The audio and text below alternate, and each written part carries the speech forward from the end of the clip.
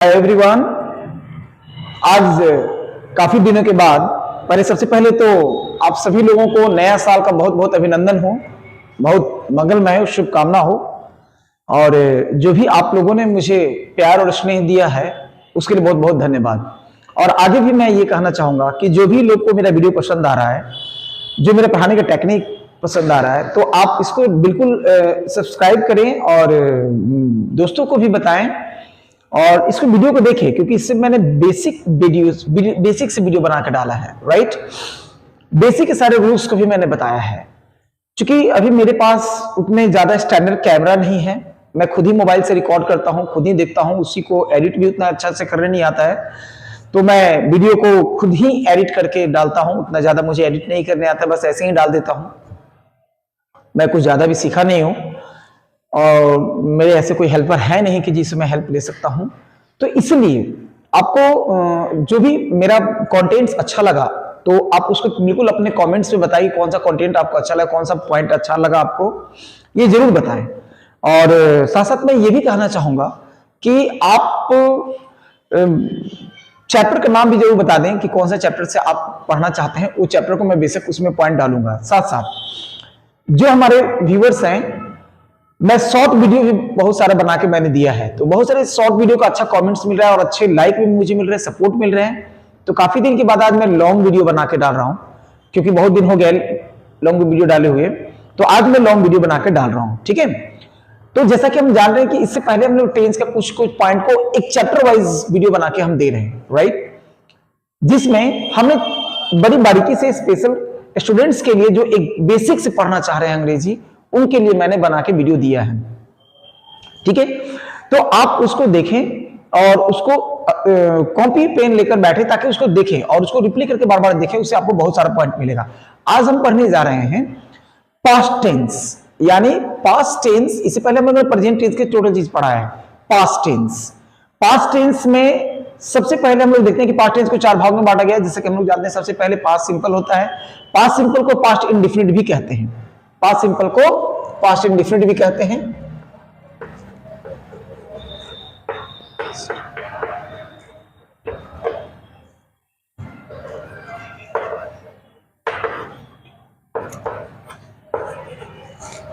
Past indefinite का मतलब क्या होता है? पास्ट इंडेफिनिट का मतलब यही होता है कि बीते समय में कोई भी व्यक्ति किसी कार्य को एक समान रूप से किसी क्रिया को किया। राइट, एक इनडिफिनिट कंडीशन की बात करता है। राइट, बस क्रिया समाप्त हुआ, किसी ने किया, घटना घट गई। राइट, तो इसे पास्ट सिंपल टेंस कहते हैं। क्योंकि बहुत सारे बच्चे के दिमाग में ये होता है कि जहां था या ये या वो या ये लगा रहा है, उसकी पहचान से वो लोग टेंस को समझते हैं। ऐसा नहीं है, टेंस की पहचान तो वर्ब से होती है ना। टेंस की पहचान वर्ब से होती है। यदि आपको किसी भी सेंटेंस का टेंस नहीं समझ में आ रहा है, उसके मेन वर्ब को पकड़ो और ये पूछे तुम कौन हो, वो V1, V2, V3, V4, V5 में से ही कोई एक का नाम लेगा, उसी से उसकी पहचान हो जाती है। पास्ट सिंपल यानी पास्ट इंडेफिनिट का मतलब होता है एक ऐसी क्रिया जो बीते समय में समान रूप से किसी ने किया या कोई घटना हो गया। पॉइंट वन, एक तो ये इसकी होती है। इसका हिंदी एक और तरीके से होता है, यानी जो किसी ने बार बार किसी क्रिया को किया, घटना बार बार किसी ने किया या हुआ, या तो उसकी आदत थी जो अब नहीं है, जो पहले कभी था। क्लियर, उसको भी पास्ट इंडेफिनिट भी कहते हैं। राइट, चलो इसको जब हम स्ट्रक्चर बनाएंगे यानी रूल बनाएंगे, तो रूल बनाने के सबसे पहले क्या चाहिए? मुझे सब्जेक्ट चाहिए। राइट, और जैसा कि जानते हैं पास्ट इंडेफिनिट टेंस में मेन वर्ब के रूप में V2 आता है। और V2 क्या है? एक मेन वर्ब है। V2 क्या है? एक मेन वर्ब है। और मेन वर्ब V2 जो है ना, अपने बाद ऑब्जेक्ट लेगा। ये आपका पास्ट सिंपल का स्ट्रक्चर हो गया तैयार। क्लियर, कोई दिक्कत नहीं। अब इसको 6 तरीके से बांटेंगे। बिना 6 तरीके से बनाए हुए हम स्ट्रक्चर आगे नहीं बढ़ सकते हैं, क्योंकि ये ग्रामर सेंटेंस के लिए, कॉमन रीड के लिए भी जरूरी है और आपके स्पोकन के लिए भी बहुत जरूरी है। Right, how to speak correct English. So now let's go to divide into 6 way of the same structures. Okay, we will give the support of the auxiliary verb, because we know that without auxiliary negative word is never formed, right? Because when we need to make the negative structure, negative sentence of any sentence, right, then first of all we need auxiliary verb. Right, because not means negative word never comes with the main verb. Clear है? यानी negative जब बनाएंगे तो इसका auxiliary हमें लेना पड़ेगा। Clear? Main verb के साथ नॉट नहीं आता है, इसका ऑक्सिलरी होता है डिड। और ग्रामर क्या कहता है, डिड जब ऑक्सिलरी के रूप में आ जाएगा तो इसके बाद आने वाला मेन वर्ब सिर्फ क्या होगा, V1 हो जाएगा और ऑब्जेक्ट। यहां V2 अब नहीं रहा। V1 कहां कैसे आ गया, क्योंकि डिड की वजह से। V2 क्यों चला गया, क्योंकि डिड की वजह से। डिड जब ऑक्सिलरी के रूप में काम करेगा तो इसके बाद आने वाला मेन वर्ब V1 के रूप में होता है। क्लियर है? Point next. अब इंटरग्रेट, डिड क्या हो गया, ऑक्सिलरी वर्ब। V1 क्या हो गया, main verb. Clear? Not negative, not did के लिए आता है, राइट। अब इंटरोगेटिव की बात करते हैं। When you talk about the interrogative, जब इंटरोगेटिव की बात करते हैं तो grammar says that interrogative is divided into two parts. Interrogative means होता है we need to ask the question. When we need to ask the question, जब हम सवाल पूछते हैं, that is called the interrogative sentence. सवाल पूछने वाले को इंटरोगेटिव सेंटेंस कहते हैं। Point next. अब इंटरोगेटिव सेंटेंस कहेंगे तो ये इंटरोगेटिव में क्या है, डिड सब्जेक्ट V1 ऑब्जेक्ट और क्वेश्चन मार्क। कैसे आया वो देखिए, यस नो क्वेश्चन, यानी उसका ऑक्सिलरी सबसे पहले आएगा। किसी भी वाक्य का बना लीजिए, पास्ट सिंपल का ऑक्सिलरी कौन है, डिड है। डिड सबसे पहले आया, सब्जेक्ट और मेन वर्ब V1 ऐसे ऑब्जेक्ट, और उसके बाद क्वेश्चन मार्क देना ही है, because this is the symbol of interrogative sentence. ये क्या है, एक इंटरोगेटिव सेंटेंस का सिंबल है। Point next. अब इंट्रोनेगेटिव, यानी did plus subject plus not. अब इसके बाद V1 और ऑब्जेक्ट और क्वेश्चन मार्क आएगा, यानी V1 क्या हो गया, मेन वर्ब हो गया। V1 क्या हो गया, मेन वर्ब हो गया। कोई दिक्कत? अब आते हैं नेक्स्ट WH। WH प्लस इस वाक्य का ऑक्सिलरी, और तब जाके सब्जेक्ट और V1 ऑब्जेक्ट और क्वेश्चन मार्क। देख रहे हैं कैसे बनावट हो रही है।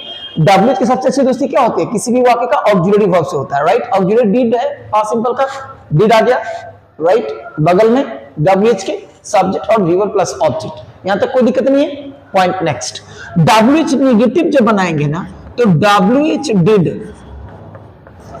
Plus subject plus not V1 object और क्वेश्चन मार्क, राइट। क्लियर है? तो ये सारी चीजें जो है आपको 6 तरीके से ये दिखाई दे रहा है। आपका हम है ना, आपको हम सबका नाम बता दे रहे हैं। सबसे पहले जो ऊपर में हम लिखे, इसका होता है अफर्मेटिव। अफर्मेटिव का मतलब होता है सकारात्मक, किसी भी, केवल इसी का नहीं, किसी भी तरीके से टेंस के अगर स्ट्रक्चर को हम 6 तरीके से बांटेंगे तो यही नाम होता है अफर्मेटिव, जो सकारात्मक होता है। सेकंड होता है नेगेटिव, जिसे कहते हैं नकारात्मक, यानी कि नॉट लगा हो। आप नॉट को चाहें तो डिड ऑक्सिलरी के साथ लगा सकते हैं, तो इसका मतलब होता है डिडंट। इसका उच्चारण क्या होगा, डिडंट। अर्थ में कोई अंतर नहीं होगा। नेक्स्ट इंटरोगेटिव, सवाल पूछने वाले को इंटरोगेटिव कहते हैं। और फोर्थ इंट्रोनेगेटिव, सवाल पूछेंगे तो कभी नकारात्मक सवाल पूछते हैं ना, तो हो गया इंट्रोनेगेटिव। अगला आ गया WH और WH नेगेटिव, ये भी इंटरोगेटिव का ही पार्ट होता है। क्लियर है? आपके सामने मैंने ये 6 तरीका से सेंटेंस को लिखा। जैसे वह बाजार गया, he went to market, he went to market। Clear है? ये पास्ट की घटना को बताया। नेगेटिव क्या होगा, वो बाजार नहीं गया, he did not go to market। Clear है? क्लियर है? कोई दिक्कत नहीं है। डिड क्या होगा, ऑक्सिलरी, डिड के बाद क्या हो गया, गो V1 हो गया। क्या तुमने कल उसे मिला, did you meet him yesterday, did you meet him yesterday, क्या तुम उससे मुलाकात किए। ये क्या हो गया, इंटरोगेटिव हो गया। Intronegative, did he not help you, क्या उसने तुम्हें मदद नहीं किया, did he not help you, ये इंट्रोनेगेटिव हो गया। क्या समझ में आ रहा बात?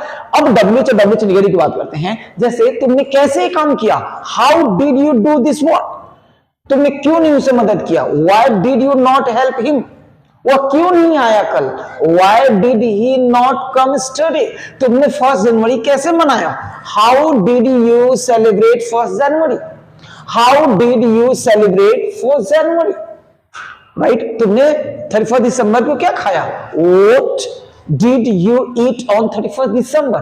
ये these all are the sentence of the past simple tense, right।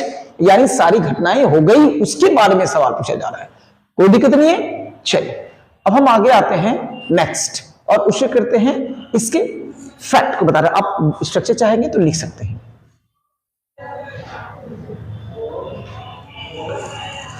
Clear? चलिए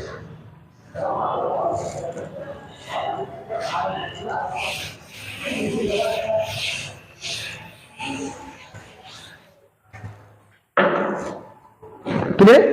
अब इसके कुछ फैक्ट हैं। फैक्ट आप देखेंगे कि to express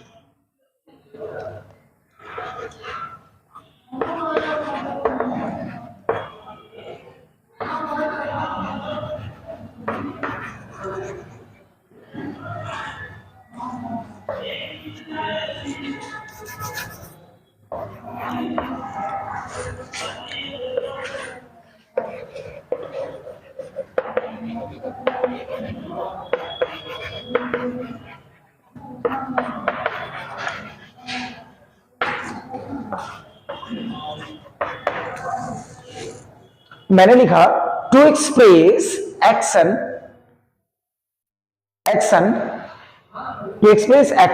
took place at a definite time in the past।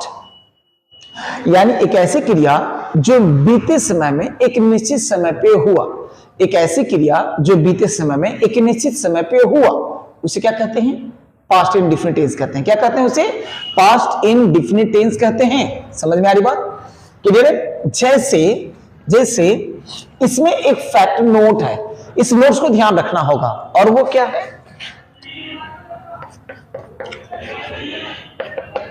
जैसे लास्ट, पास्ट, अगो,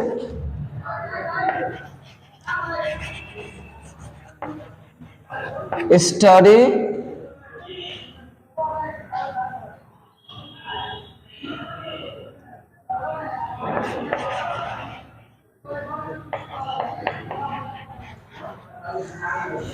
प्रीवियस, ये सब क्या है? राइट, पास्ट सिंपल में प्रयोग होते हैं। इन सब का प्रयोग पास्ट सिंपल में करते हैं। जैसे he went to Delhi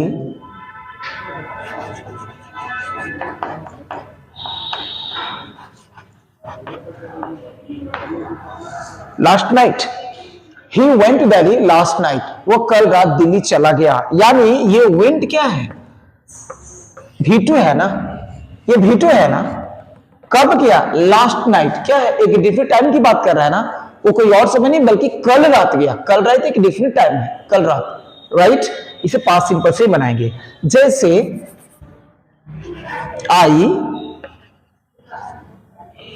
I met her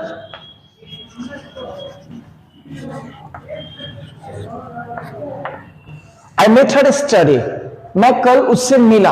I met her study, मैं कल उससे मिला। यानी मेट क्या हो गया? V2 है ना, V2 है ना, जो कि बीते समय के एक पास्ट की घटना की चर्चा कर रहा है, राइट। कब? कल मिला। कोई दिक्कत? यानी एक ऐसी क्रिया जो एक निर्धारित समय पे किसी ने किया या कोई घटना घटा, उसे पास्ट इंडेफिनिट टेंस कहते हैं, राइट। आप ये फैक्ट लिख लिए, ये फैक्ट लिखेंगे, ये जरूरी है आपके कॉमन एरर के लिए, राइट। जल्दी आगे बढ़ते हैं।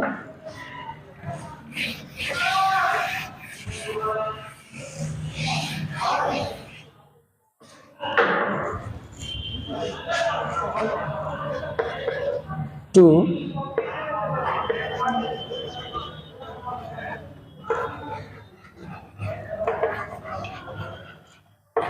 habitual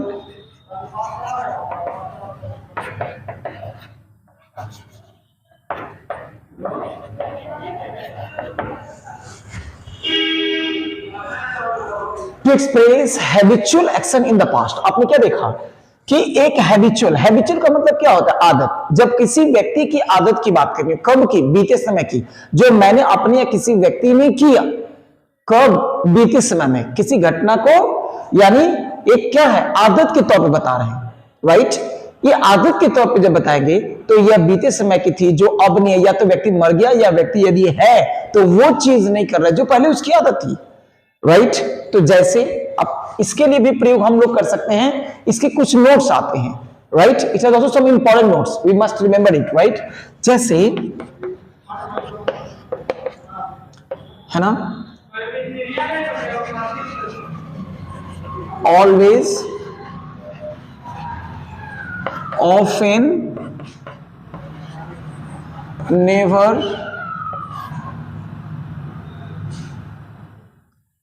never,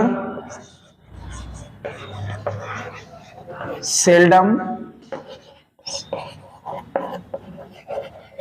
scarcely, usually,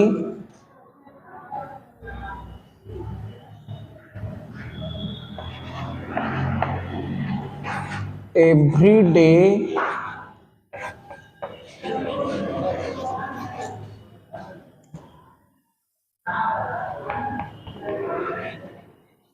every night,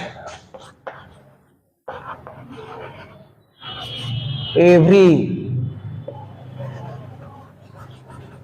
month, every year, once, twice, thrice, etc. हमने क्या देखा, ये सारे नोट्स जो होता है ना, ये पास्ट सिंपल के हैबिचुअल एक्शन को बताने के लिए प्रयोग किए जाते हैं, राइट? क्लियर है? आपने लिख लिया होगा, मैं एक बार बोल दूं, always, often, never, seldom, SELDOM, seldom है ये, right? Scarcely, usually, every day, every night, every month, every year, once, twice, thrice, etc. इन सब का प्रयोग हम लोग पास्ट सिंपल के हैबिचुअल एक्शन को बताने के लिए होते हैं. चलिए इस एग्जांपल लेके देखते हैं, राइट? क्लियर है?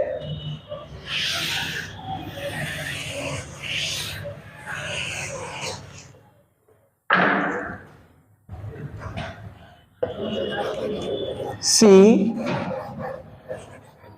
often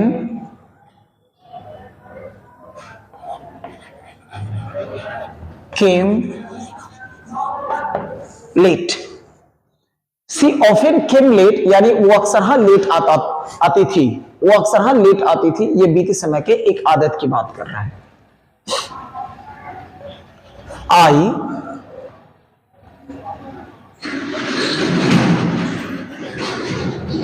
I seldom went on the bank of the Ganga. मैं अक्सर हाँ यानी मैं कभी कभार गंगा किनारे जाता था. I seldom went on the bank of Ganga, यानी मैं कभी कभार गंगा किनारे जाता था, यानी मेरी आदत थी कभी कभार जाने की, राइट? ये पास्ट सिंपल के आदत की बात कर रहे हैं, यानी इससे ये साबित हो रहा है कि मैं अब गंगा किनारे नहीं जाता हूं. कोई दिक्कत नहीं किसी को? क्लियर है? चलिए आगे बढ़ते हैं.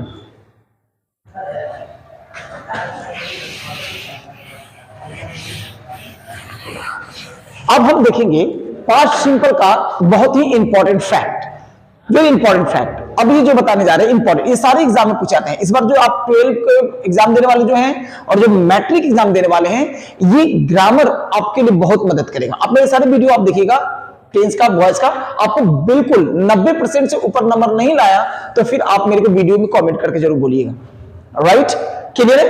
मैं बेसिक से बताया हूं और उस सारे एग्जामिनेशन पॉइंट ऑफ व्यू से बताया हूं जो आपको matric, Bihar board, CBSE board और intermediate Bihar board, CBSE board के बीच में एग्जाम में आए. आपके लिए मेरा दावा है, राइट? अब आते हैं to express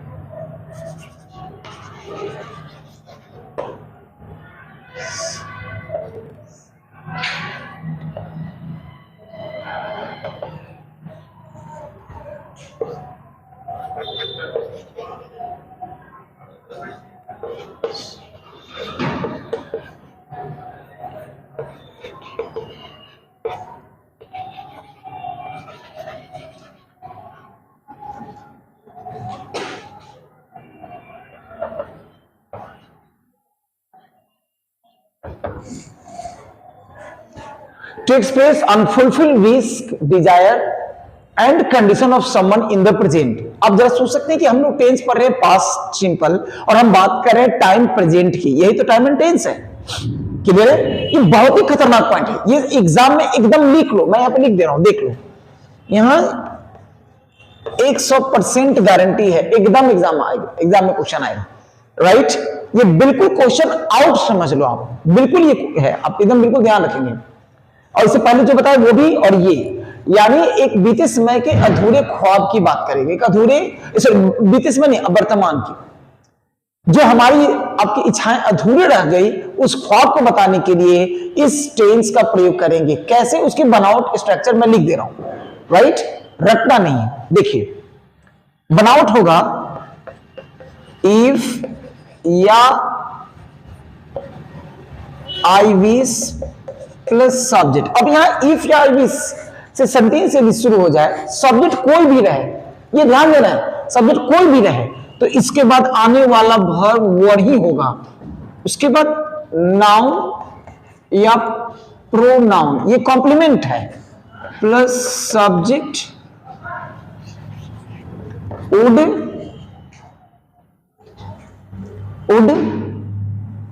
would plus V1 plus object, ये स्ट्रक्चर है। इफ या आई विश एकदम बिल्कुल स्टार्टेड इसका होगा, सब्जेक्ट कोई भी रहे, आने वाला वर्ड ही रहेगा, उसके बाद नाउन प्रोनाउन ये कॉम्प्लीमेंट के रूप में रहेंगे, subject would plus V1 plus object, right? ये आपके वर्तमान के एक अधूरे ख्वाब यानी unfulfilled wish, condition and desire को बताने के लिए होता है। कैसे? वो देखिए, if I was a bird,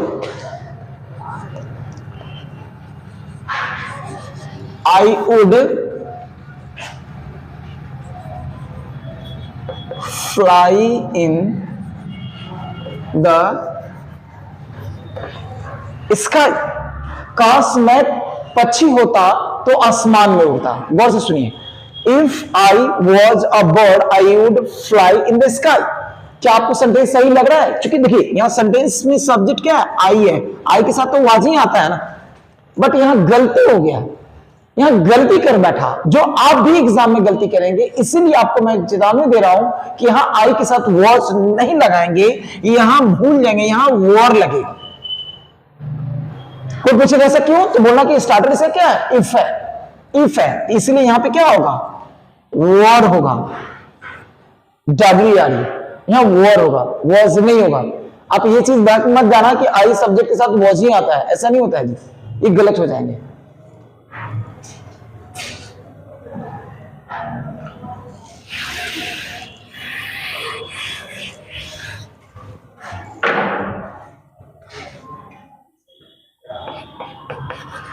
If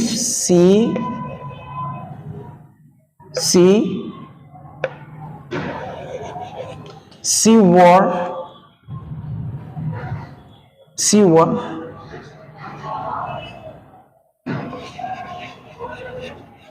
honest, I